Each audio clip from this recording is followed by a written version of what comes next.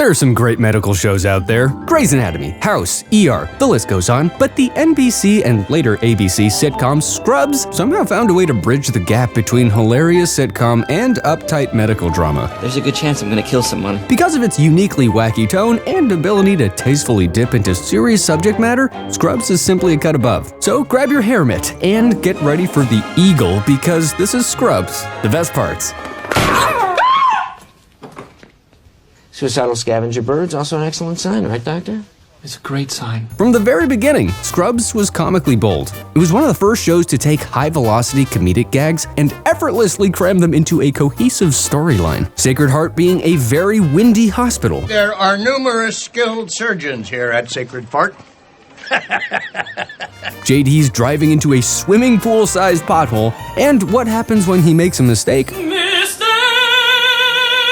All prove this show wasn't afraid to be crazy. This silliness was aided by the show's perspective originating from its lead character, John Dorian, or JD for short. Hello. Even though the storylines follow the arcs of other doctors and nurses, JD was the show's consistent thread. It established pretty early that JD's perspective was going to drive the series, so the audience was forgiving of Scrubs' tendency to bend reality. Because we all knew we were just seeing the world through JD's eyes. Why the giant X? Why the stupid face? But it wasn't just hilarious cutaways, visual gags, and defying physics that made this show great. It also contained some of the most hilarious one-liners in television history. This moment is so great.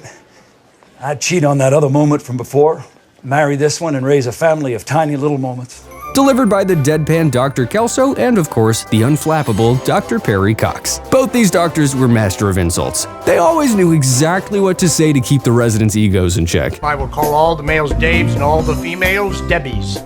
Debbie's actually my name. Then, out of fairness to the others, you will be Slagathor. Despite not being a surgeon, Dr. Kelso delivered some of the show's most side-splitting lines. See what I did there? But no other doctor in all of Sacred Heart holds a scalpel to the insult comedic genius that is Dr. Cox. Oh, I'm sorry. The correct answer she was looking for is a giant ego. I have a giant ego. Perry Cox introduced to us the Man not caring. He explained to us the difference between people and chocolate, and he always knows what prescription he needs to write. I'm gonna go ahead and write you a prescription for 2 testicles, and you feel free to get this filled out whenever you want. But the one gag that never got old is how he rarely ever called JD by his name. Gladys, Ginger, Tiffany, no, Cheryl, Betty, that's new. But Perry doesn't treat the residents this way because he's a jerk. In his own special way, he genuinely cares for them and wants them to do their best work, especially JD. John Dorian was the first and only doctor I ever met who cared as much as I do. The Scrubs viewer is more than willing to accept these smartassisms because we know it's coming from a good place. But it wasn't just the white coat doctors that got all the good lines. JD and his tight group of friends, including his on-again, off-again love interest, Elliot, his forever friend Turk, and the matriarchal nurse, Carla, have some of the greatest exchanges in television history. Excuse me? And we can't get through this video without discussing one of the greatest love stories ever told. The undying love between JD and Turk. As the song goes, it's guy love. Guy love,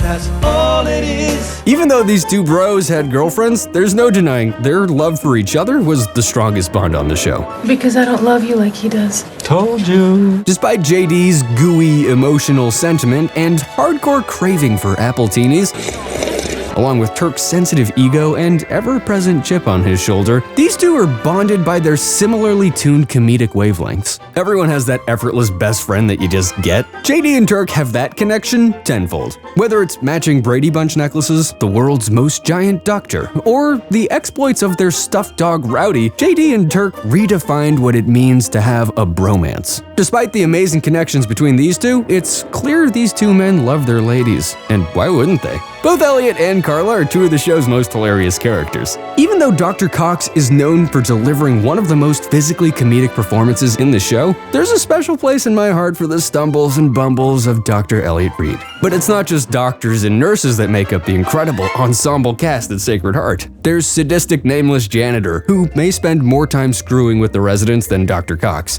I swear on my unborn fish boy's life she will pay. And we can't forget Todd, the high-fiving surgeon, Kelso's legal counsel, Daredevil, the inept lawyer Ted Buckland, and no show out there does a guest appearance better than Scrubs. But this show isn't just funny. It's funny juxtaposed with the stress and seriousness of being a doctor. Even though these characters cope with their difficult jobs through humor, the challenges sometimes get the best of them, which adds a certain realism to these characters. And the show doesn't shy away from these moments. It tackles them head on. And for every moment of unbridled hilarity, there's a moment of unapologetic reality, which probably is the best part of Scrubs. No other show in all of TV history has exacerbated our diaphragms, all while demanding peak performance of our tear ducts. Which in concept may seem jarring, but Scrubs executed this balance effortlessly.